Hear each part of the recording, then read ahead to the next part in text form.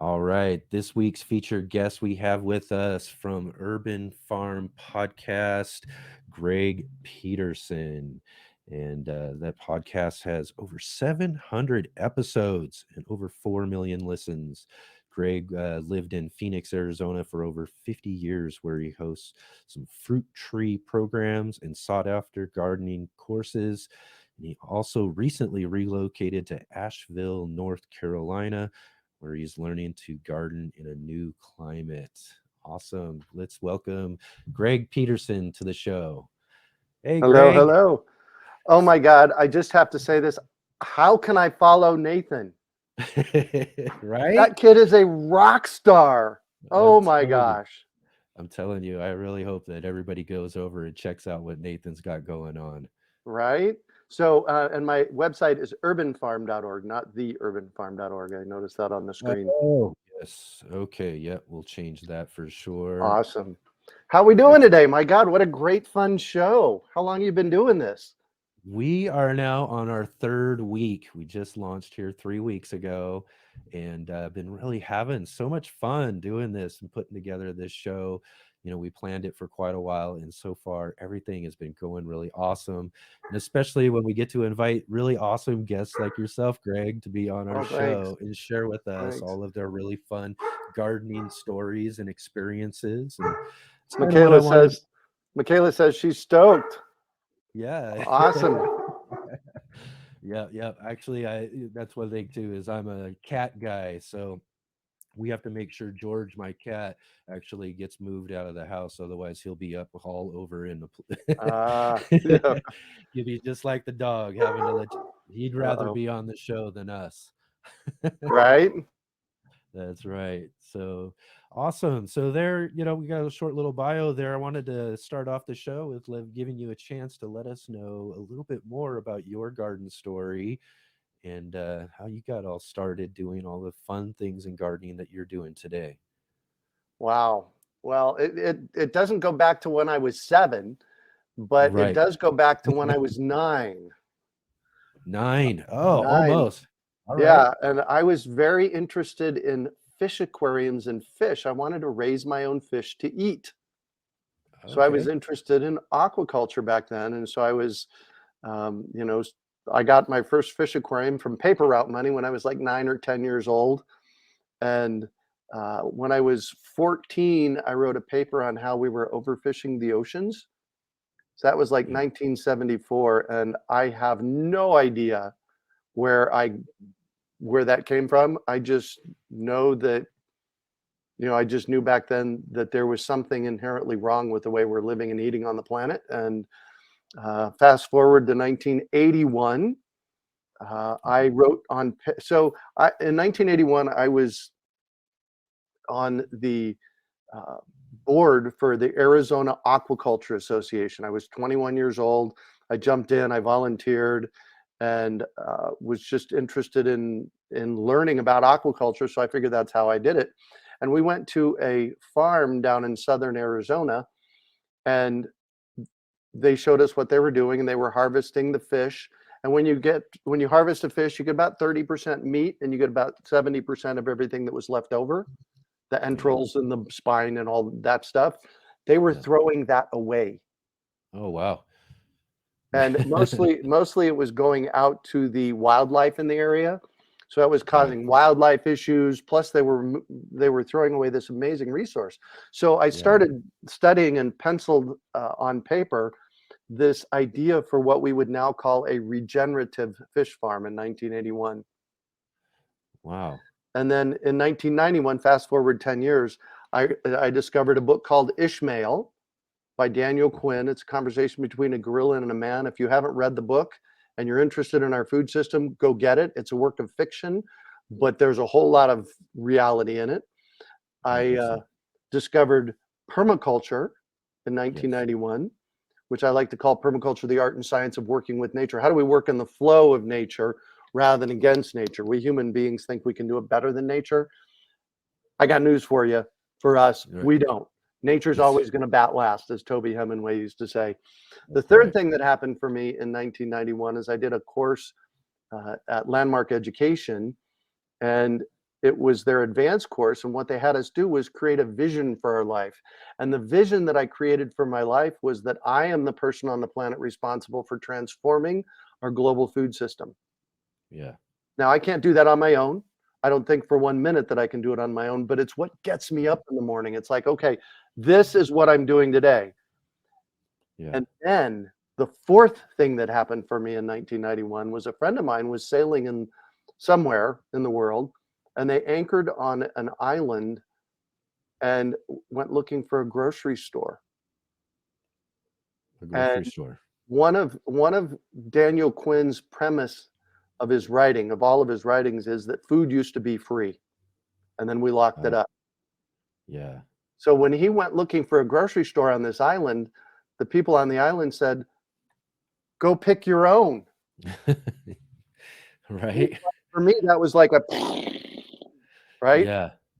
And Abs and then fast forward another 10 years, I end up back at Arizona State University getting my bachelor's degree at the age of 40. And I have to write a mission and vision for one of my classes. And the urban farm was created. It's like, how do we create a place for people to come and see that we can have an edible landscape and grow food, just go out and harvest food in our landscape. It just grows there wild. yeah. Yeah, that's really, really great missions and a lot when it comes down to it, because that's kind of one of the things for me. I got into gardening a little bit later in life, and Hmm. when I realized, as I talk about my cucumber story, we ate our first cucumbers off of a balcony that we grew, and Nice. it was just one of those, like you said, it was like my mind exploded. I was like, wait a minute, we go and buy these things, and I can actually just grow this myself, Hmm. and then when I moved into a larger space, not much larger, but a little bit larger space, again, as I talked about with Julia in our earlier interview, I just, I got this obsession with gardening and growing my own food. I wanted to grow everything. So, it just expanded from one thing to the next, to the next, to the next. And, again, coming back to that idea that I can grow things that I was purchasing before in a store. But Yep. not only that, I was growing things that tasted better, Yep. because you could grow them to the correct ripeness that you don't usually find in a store. You can grow so many different varieties of things that you just can't find in a store, because all of those are just, they're just certain types of varieties that are good for storage and transportation, so Right. you're only getting a very limited selection of what you can get. When you get out and grow for yourself, you can expand that whole palette into all these different things. So when it comes down to some, you said that you pretty much started at 9. But when was really your first real garden experience? When I was 14, so it's like Yeah, 8th grade, we moved into the Weldon house. And we lived in a townhouse, and then we moved into a house that had about a half an acre. And yeah, when we moved into the Weldon house, my mom said, "See the right." She knew I was interested in gardening, and she yeah, said, "See the right half of our backyard? That's your yeah. garden. Go start digging." So I remember growing cucumbers. I remember growing watermelons, but more vividly, I remember planting fruit trees. My Yeah, favorite thing to do, and I run a huge fruit tree education program in Phoenix, yeah, Arizona, still do. And we sell about 4,000 fruit trees a year through that program. So we do education first. And so wow. in 1975 or 76, I planted uh, 3 or 4 fruit trees in the backyard. Do you remember what kind of varieties of trees those were? Um, we planted a peach, a plum, and an apricot. Ah, And yes. by 1978, I was getting so many peaches off the peach tree. I said to a buddy of mine, and I was 18 at the time, I said to a buddy of mine, "My gosh, I don't know what I'm going to do with all these peaches." And Tim's mom, who has always just been Tim's mom to me, uh, Tim said, "My mom can teach you how to can." So I went over to his house, took peaches, and she taught me Oh, how to can peaches. um, So by the time I was 16, 17 years old, I was gardening. I was doing some serious gardening. Doing serious gardening there. And where was this? Was this in Arizona? Yep, Phoenix, Arizona. I Phoenix. lived in Phoenix, Arizona from the time I was 6 Okay. until last year when I was 61. Yeah. And um, I lived within 5 miles that entire time. Yeah. 5 mile radius of where I lived. So the urban farm was my house. I bought it in 1989, and I lived Yeah. there until last year. So I was there for 32 years, and it was a third of an acre. That's 80 feet wide and 160 feet deep. And over the course of that 32 years, I turned it into an edible food forest. And that's one of the big things that I'm missing here Yeah. in Asheville is there's not a whole lot to eat on my property yet. So I'm Yeah. in full get things planted mode to get that done. Yeah. But So how, the go ahead. oh, so you again, we'll stick with Arizona for a moment here. You were growing and learning to garden there, and I'm sure that a lot of people are thinking, Arizona, I mean, that's a really hot Yes. place, So what are some of those challenges that you found, Mm. in some of those early gardens when it came to growing some of those things that you wanted to grow versus what you were able to grow? I'm a lazy gardener, so I always find the easy way. Yeah. And so the things that were easy for me to grow is what I grew consistently. And Yeah. often those things were things that I would plant, and 5 years later they'd keep coming back. Oh, So yeah. just like in a forest, nobody goes and rakes and cleans up and everything Yep. like that. I'd let my carrots and my parsley and lettuce and kale, I'd let it all go to seed, and they reseed themselves year over year over year. Um, That's a so really awesome way of doing it. right. So and Yeah. I use open pollinated seeds. Yeah. And so they just, the seeds just replant themselves and come back as volunteers, much stronger the next year. And So So you weren't finding much challenge as far as growing certain types the of heat, things that you wanted to. Yeah, the the heat for heat. sure. Well, so that particular thing is just you got to get yourself a good planting calendar Yeah, because we can grow in Phoenix. We can grow cold season crops. We can yeah, grow warm season crops. We can grow hot season crops. We just have to grow at the right time. So in most climates, December, January is the time when you take off from your farm, right? yeah. In Arizona, it's July, August, September. Oh, yes. And about 15 years ago, I just got to a place of I'm just not going to grow things in July, August, September. It's just too dang hot. I just let the yard do what the yard does. Yep. So that's the big thing is adjusting to the growing season. We actually have in Phoenix, we have 4 growing seasons.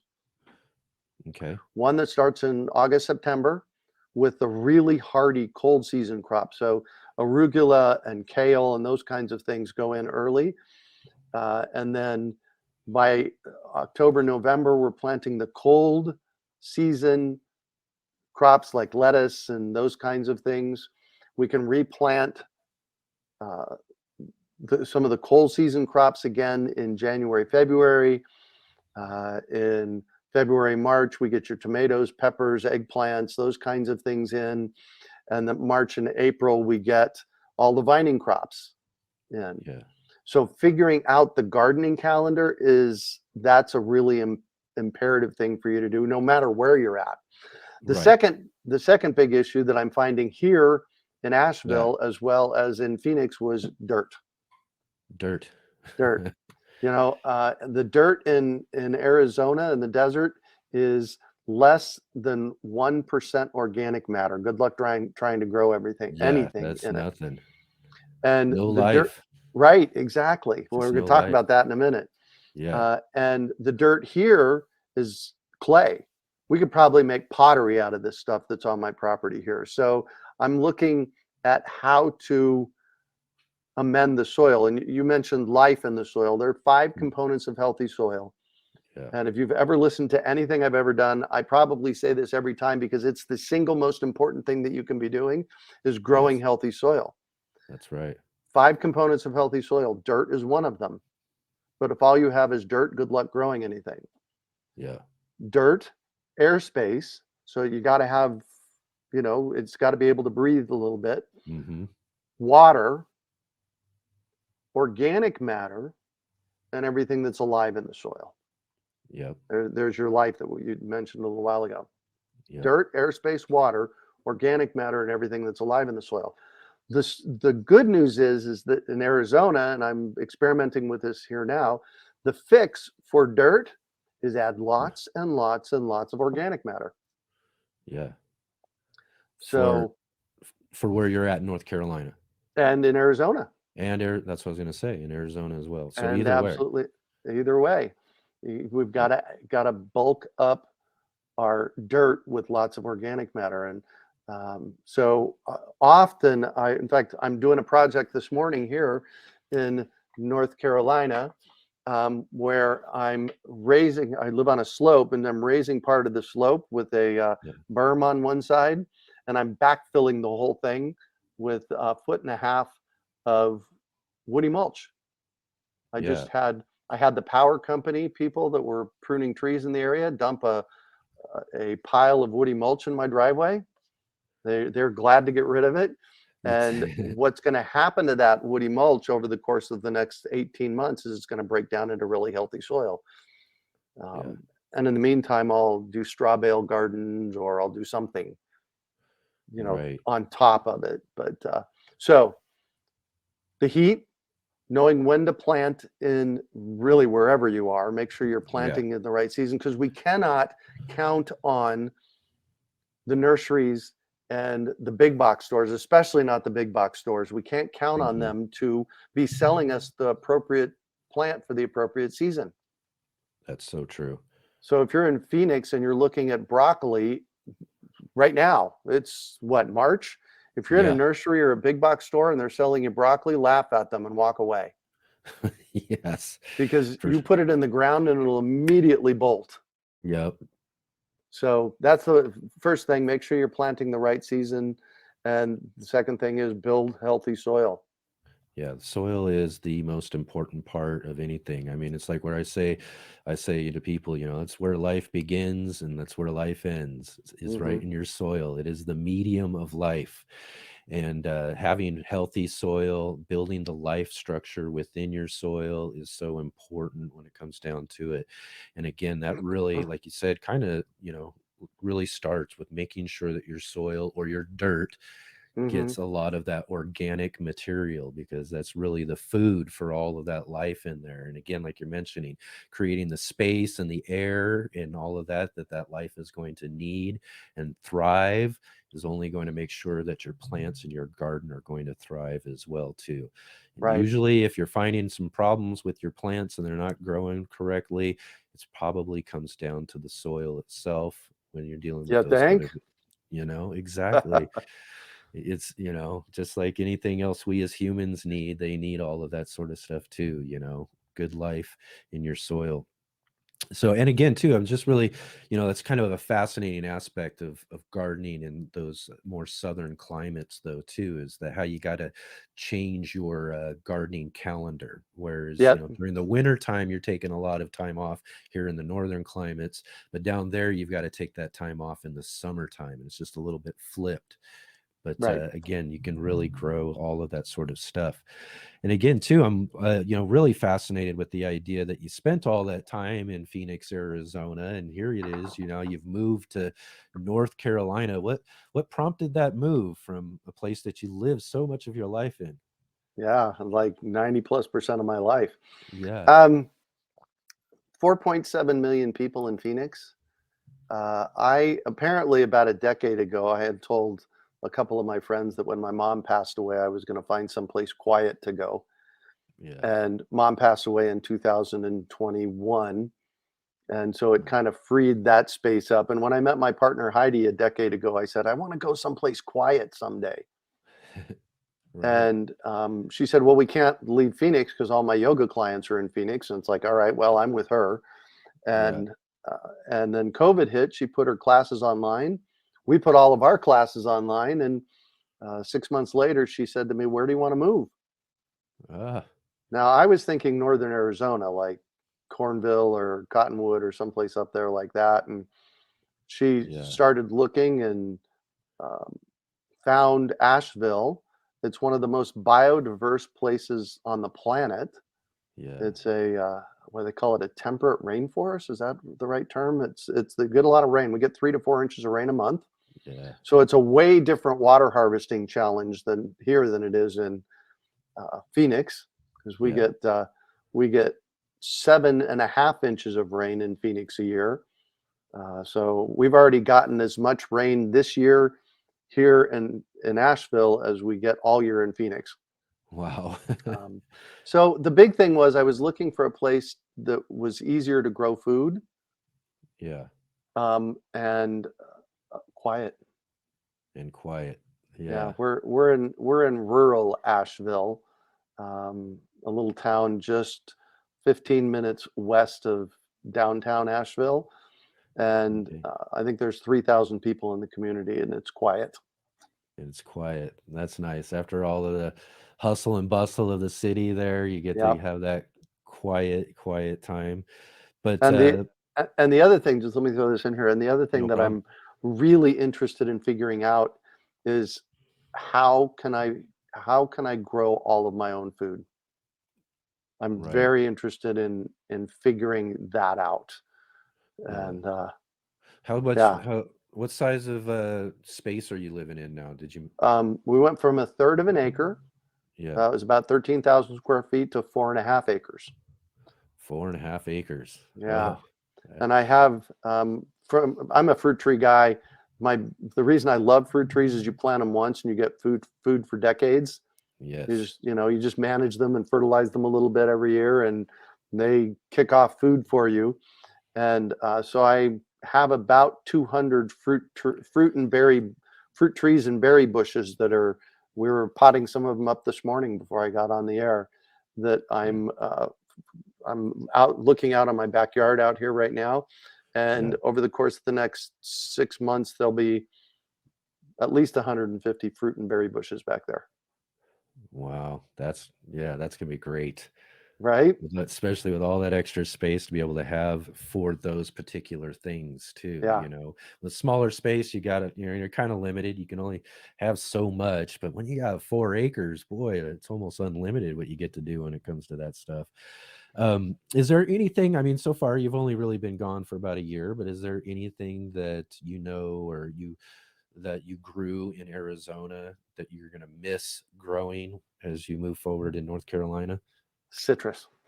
Citrus, yes. Citrus. I brought some with me, and I'm planning a greenhouse. We'll see how that goes. I want a nice greenhouse, and so yeah. And when I was in Phoenix, this time of year, I Yeah. eat 4 to 8 navel oranges or navel-like oranges a day. Uh, So I yeah, love my oranges are gonna have citrus. a problem in North Carolina for sure, Yeah, huh? unless we're doing them in a greenhouse, and so Is we'll that a see. part of your plans? Yes. Because Yeah. you gotta have the oranges, right? So you gotta figure that out, right? Right. Well, and more than anything else, I grew up in Phoenix, and cold for us in Phoenix is 38 degrees. Right. This time of year, that's warm for us here in Asheville. So the one of the big reasons for the greenhouse is so that we have an outdoor place to go to garden Yeah, when in the yeah. winter. Yeah, that's one of the things I really wish I could grow here. I live in, Southern Oregon, Hmm. and it still just gets a bit too cold for some of those oranges and that sort of citrus. My Yeah. daughter and I's favorite, orange is the Caracara orange, and there's Oh, just no way we're gonna be able to dude, do that here, so That was a Cara Navel Orange right before I came on. Oh, they're so good, so delicious, and she loves those so much. And she's a, she knows I like to garden and grow things, and we do a bunch of different container trees. She's like, "You got to grow one of those." I'm like, I just don't think I can. I got gifted when I was visiting someone in California a few years back a blood orange, and just to grow in a container. Hmm. And that thing didn't last but a couple of seasons, or Tried, yeah. it tried for a couple of seasons, and I finally had to give up on it because it just wasn't gonna do here in our climate. But it's just one of those things that I kind of wish I lived in a more southern climate so I could grow those citrus, because again, probably the same for you as for me, is I love the citrus. So when it comes to gardening and growing there in North Carolina, is there something that you're really looking forward to being able to grow, that that's going to, that you get to do here coming up? Because you said that you haven't done much yet. Right. So, So, yes, and I'm really excited about this. yes, Grain. grain. Oh, yeah. Grain. On my property is rolling hills, Yeah. and um, kind of on the downside going off to the right in my backyard, it goes down about 40 feet, and then there's a flat platform down there that's just dirt, and it's probably 1,500 square feet. And I was just talking to my buddy Bill McDormand. He's the seed guy that we do a monthly seed chat with every month, and he's going to be sending me some rice. Oh, yeah. So I'm going to plant rows of ancient heirloom grains. I'll plant 3 or 4 different varieties of grain down there, and a couple of different varieties of dryland rice, and we'll see. So that'll be fun. Um, Yeah.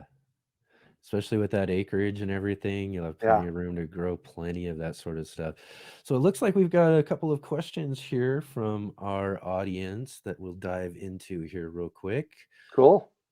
All right, looks like Garden State Gardeners joining with us there, and he says, "Have you seen Chinese lantern flies in your area?" I have not yet, and um, oh, the Have you- Washington Gardener had an episode of about those on her podcast, Yep. and that's when I learned about them. I didn't know anything about them until I listened to her podcast. Kathy Gents, Yeah. she does a podcast, and she had a whole episode on that. And so, but no, I haven't seen any of those yet. So yeah, well, that brings up an interesting question though too. Is that's one of those big differences between growing in Arizona or growing in North Carolina, is those different types of pests that you might Pest be. pressure. Yes. Oh, Essentially, we had zero pest pressure in Arizona. zero, We huh? we didn't have any funguses. We didn't have any molds, and none of that stuff growing on any of our fruit. The bug pressure there is almost non-existent. Oh, so I mean, you're in for, obviously there are some bugs. The yeah. skeletonizers on grapes were a big one, but uh, and squash bugs sometimes. But just my first year of growing here. So we got here in April of last year, and I had a garden planted in May in raised bed pots and a little piece in the ground. And I put 6 tomatoes in the ground, and it was a miserable failure. The potted stuff did okay. And my buddy from Arizona Worm Farm, Zach Brooks, when I interviewed him a few months back, he said, "Greg, don't forget, your first garden is your worst garden." That's, And yeah. that was my experience here. I just totally bombed the garden Yeah, that's the this past year. it's the learning experience, and especially with such a different learning curve you've got to take from from one climate to the other climate there Yep. too. That's just, yeah, and I'm sure that those pests are going to be a real education coming up soon as Right. well too, for all of those things that you got to figure out. Yeah, Let's check in on another question that we have here. bring it. Darth X, do you have to add worms or do they come to your soil party? Oh, great question. So we always recommend adding worm castings, that's worm poop, when you're Yep. planting trees and planting your garden. Yes. And one of the things I'm noticing here, just as I was digging this morning and getting some trees prepped and some areas prepped, is the clay, even the heavy clay, has worms in it, which is wow, that's One. Yeah. amazing. But when we're adding the worm castings, uh, Yeah. and I do worm composting mostly. Yeah. And it's a flow through bin by the urban worm bin. It's an amazing worm bin. And you just knock the finalized castings out of the bottom. There's worm eggs in there. Oh, So when I'm yes. using those worm castings in my in my gardens and Mm. planting the fruit trees, that is bringing some worm eggs to the party. Just So transplanting them. right, exactly. So there's worms here, and we add them indirectly. Wow, that's awesome. And we have another question, I think. Let's see. Oh, Darth X again. Do you grow Uh, citrus in ground or containers in Arizona? in the ground. Containers in for really containers for anything in Arizona is futile Yeah, because of the heat. If you just are going to dries out grow too fast. anything in a container, you have to make it as big of a container as possible and then shade the container in some way. Yeah. Or And you're just gonna often, dry out too fast, huh? exactly, often what I would do is plant some kind of bean or cowpea in or sweet potatoes for that matter in the container and let them grow, and then they cascade over the edges and shade the pot. So if you're going to grow in a Yeah. container in the heat, you have to shade the pot. Yeah. Yeah, that's definitely a big challenge when it comes to growing in containers, probably almost anywhere though too, is when you Yeah. get into those summer months and the heat really starts kicking up, Hmm. it's being able to keep those containers moist enough in order to, not allow your soil to dry out. There's nothing worse than completely dry soil in a container. It's so Right. hard. It is so hard to get those containers to absorb that moisture again, you One know. part of the challenge with that is if you let them dry out, Yeah. they can become water phobic.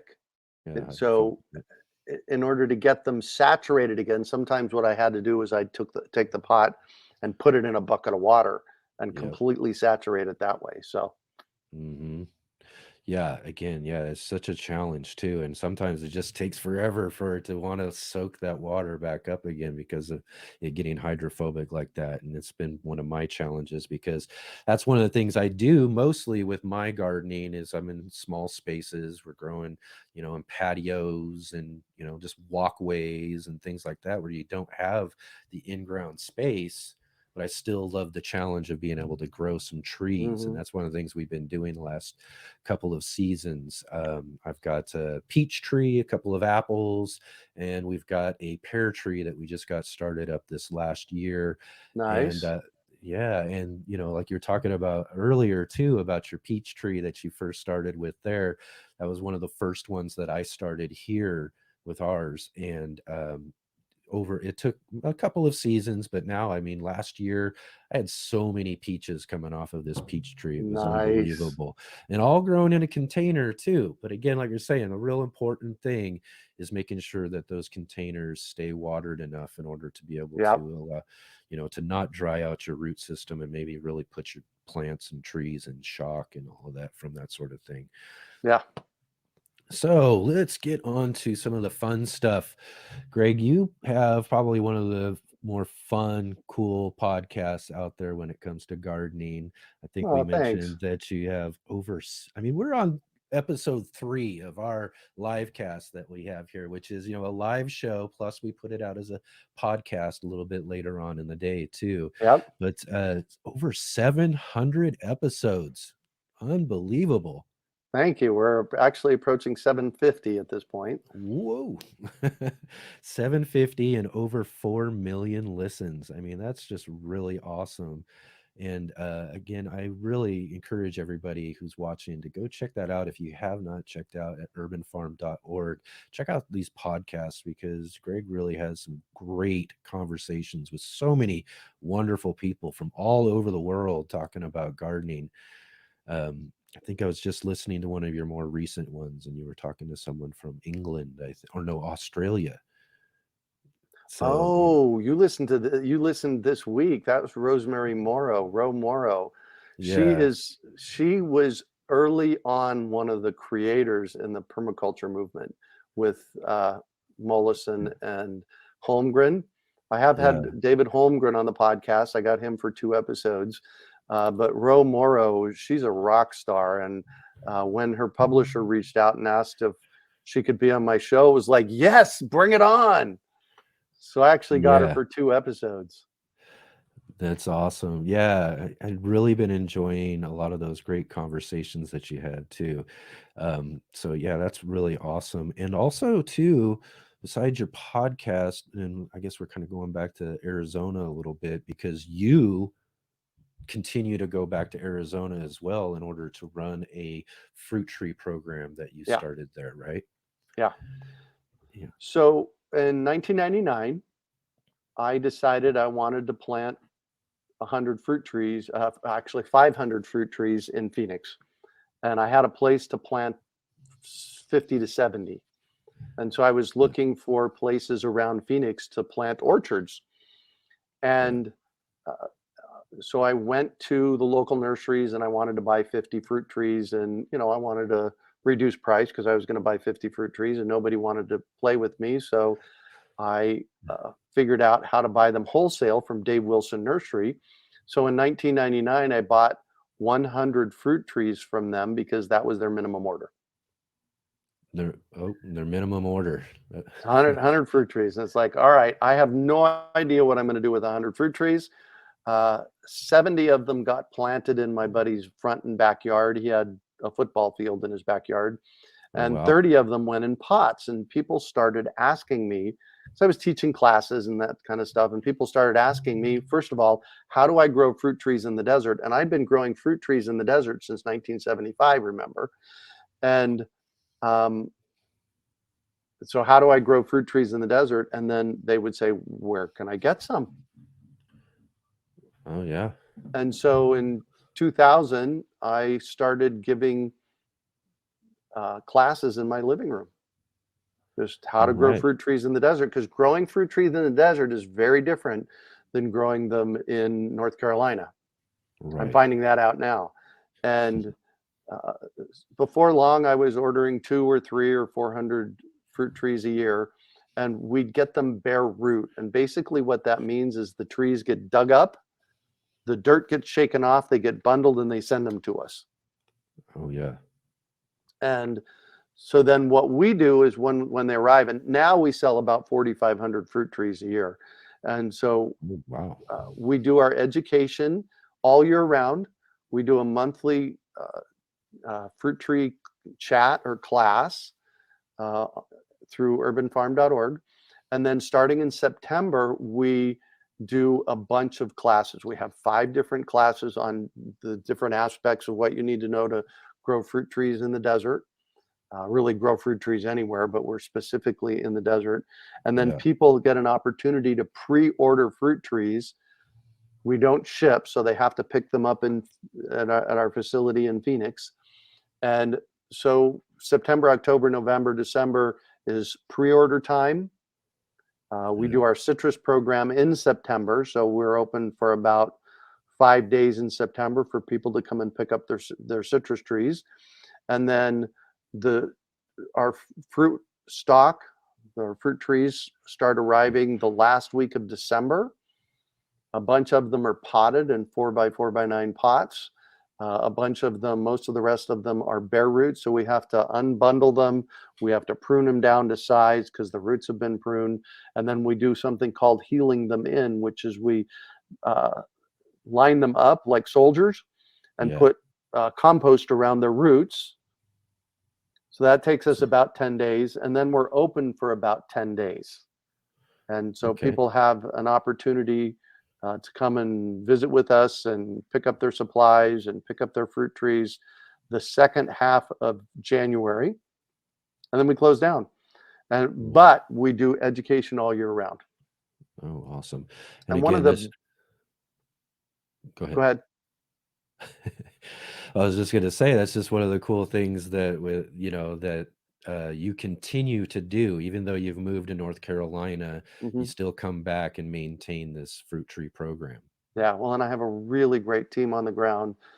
Janice is my everything urban farm manager in Phoenix, and she works with us full time, and we're really partners in Yeah, making this thing happen. So, um, that's yeah, awesome. That's awesome. one And of I the know, things, one of the things I do know, yeah, do want to throw this out. So, yeah, one of the things that really motivates me with my fruit tree program is you can go into most nurseries in every big box store. I know this to be true in Arizona. I'm finding it out to be true here in North Carolina, and they will sell you a fruit tree that will never make fruit in your area. yes. I've seen it hundreds of times in Mm-hmm. Phoenix. So, all of our fruit trees that we bring in, all the berries that we bring in, all the grapes that we bring in, unless they say experimental on them, Mm-hmm. they are proven by our team. They've been grown out. If you do what we tell you to do, you're going to get Yep. fruit. And Yep. so about 4 years ago, I was on a local TV station, and they asked me the question about um, how much of the stuff at the big box stores is not climate appropriate for our area. So I Yeah. actually went to Home Depot and um, checked it out before I went and got on the air with them. Yeah. And over 50% of the edible things that they were selling in the nursery at the at the big box store um, was not season appropriate, like we talked about broccoli earlier, or Yeah. climate appropriate. One of the big things that we have in Phoenix is chill hours of about 350 hours. So if you buy a 600-hour apple tree, you're never going to get apples. Yes. And that's So, too and true as well too, is like, going back to talking about uh orange trees, I can go to mhm, that same box store that you we kind of glossed over there, and find that they're trying to sell people these orange trees again that are just not going to work out in this area, as right? well as other things. There's so many things that annoy me when I go to some of these places, and what they're trying to sell. I was just looking through I think last season I was just looking through some of the things that they were selling, just to check it out, just to see what's there, Mhm. and there were a bunch of other people around with me at this store, in their nursery, and I saw a couple of people who were actually holding pots of just lettuce, but it was bolting. And Oh, they didn't know, for one, that that's not something that they should buy, but for sure that the cashiers were going to cash them out when it came yep. to doing that. So, unless they Yeah, were really looking for some seed ultimately, and that's what they were thinking, I'd like to think so, maybe, but the idea that they're going to sell bolting plants to, right. unsuspecting gardeners is just so annoying. And when it Yep, comes down to all that other stuff, like you're talking about trees, orange trees in our northern areas and things like that, that are just not going to happen. So, right, that's why it's really good to, be listening and learning a little bit about some of that stuff, so you don't get duped by some of these bigger stores and stuff too. right. Well, I love this story. I was at the biggest of the big box stores a few years ago, and I always walk through the nursery department. I want to just see what's going on in these places, Yeah. and I found some fruit trees, and the peaches had tags on them, and what they said was peach, Right. Just peach. just peach, just peach. And for those of you that don't know what that means, there are hundreds of different varieties of peaches. Mm-hmm. And some require low chill, some Yeah. require high chill, and it just said peach. And it's Yeah. like, wow, what kind of peach? Because this may or may not be a peach tree that'll grow here. Yeah, just such a, really irresponsible thing to be Yep, doing is it is. selling people things without the appropriate information that they need to know in order to be Right. successful with growing that. Yep, And that's just it, exactly. it's such a terrible thing when it comes down to it. Um, let's see. I think we have one more question here I know there was a from, question from, I think, Michaela about my no, episode with Donna. I is that wanted the to, question? Yeah, there we go, Greg. I just there it heard is. Donna Yes. Mazzarone on your So, show. Michaela, It's thanks for listening. She's shared with me that she's a longtime listener of the Urban Farm podcast. The Urban Farm podcast is really about telling people stories. Yeah, I share, so we have two different kinds of episodes. We do our monthly chats, our seed chat and our garden chat, and I'm on Rosie on the House. Those are more educational, where we're talking about seeds or gardening or like yeah, that. And then the rest of the episodes, I'm interviewing people and we're really getting their story. yeah. And the reason I love doing the podcast is because I get to learn new things. Yes. I'm a lifelong learner. I went back to college and got my bachelor's and master's when I was in my 40s. And I didn't do it because I had to. I did it because I was having fun learning. Yes. And so when I was talking to Donna, Donna has some citrus, some lemons that she's growing in Vancouver, BC, Yes. outside. Oh, And wow. so, yes, Michaela, Donna taught me a lot about growing citrus trees here in Right.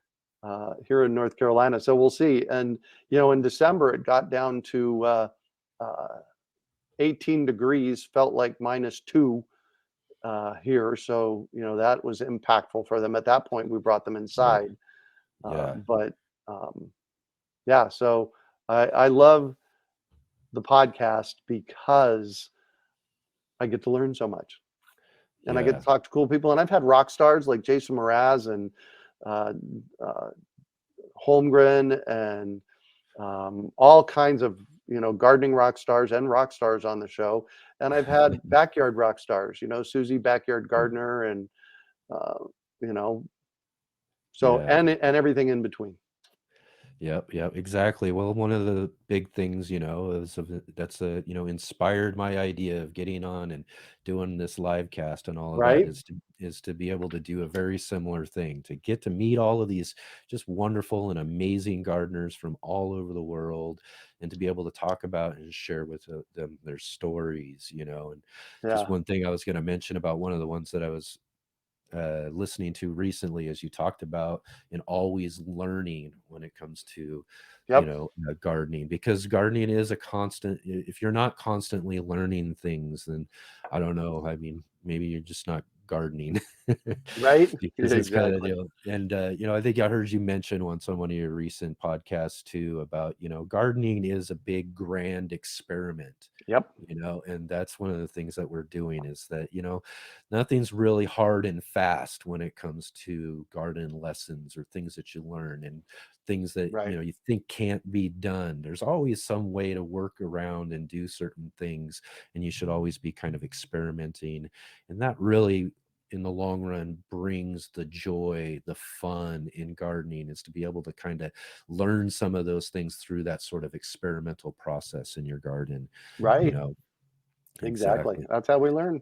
That's how Exactly. we learn. One last thing I wanted to ask you about is something else too that I know that you do, is the what is it, Great American Seed Up. Yeah, Yes. let's talk about that real quick here as we I get love you into that the show. idea. So, going back to my vision, I'm the Yeah, person on the planet responsible for transforming our global food system.